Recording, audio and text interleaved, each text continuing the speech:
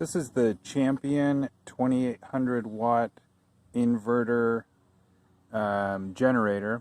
Got it from Costco probably about 4 years ago. Had a little 20-foot travel trailer that I used this with. Powered the entire trailer. It's actually made for RVs.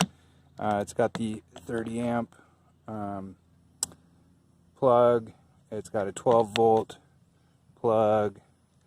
It's also got two 120s.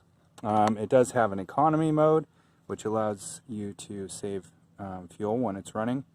It's pretty quiet, especially when it's in economy mode, but even when it's not, it's much quieter than a standard generator.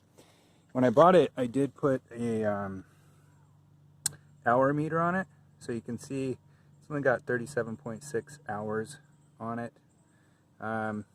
It's nice because it does have wheels, so, and this handle right here which flips up, and then you can use this handle to pull it around. Makes it easy.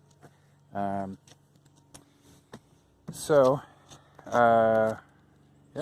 I will start it up and we'll show it to you running.